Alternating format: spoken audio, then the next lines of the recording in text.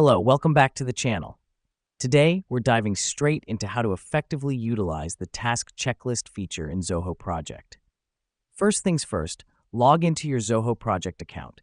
It's crucial to start from the right platform, and logging in ensures you have access to all the features you need. Once you're in, navigate to your project. Now that we've done that, on the left side of your screen, you should see the Tasks tab. Click on it. The reason we do this is because the task checklist feature is housed within this section. On the Tasks page, select the task you want to add a checklist to. Let me explain why this matters. Adding a checklist helps you break down complex tasks into smaller, manageable ones, ensuring that every detail is taken care of. Now, you'll find the Add Checklist button on the right-hand side of the task window. Click on that. This helps us because it opens a new window where we can start adding our checklist items. Start typing your checklist items in the Add an Item box and hit Enter after each one. As simple as it sounds, it's essential as these checklist items will guide your project progress.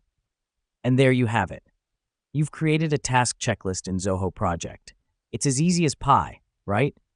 Here's what's happening behind the scenes. Each time you or your team completes an item on this checklist, Zoho Project updates the task progress automatically.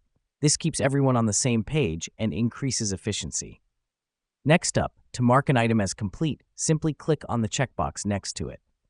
The reason we do this is to keep track of completed tasks, giving a visual representation of what's done and what's pending. To wrap up, remember, the task checklist feature in Zoho Project is a powerful tool to make your project management more efficient. It helps you ensure no task is overlooked and every aspect of your project is well managed. Thanks for watching, and don't forget to utilize these steps to make the most of your Zoho Project experience.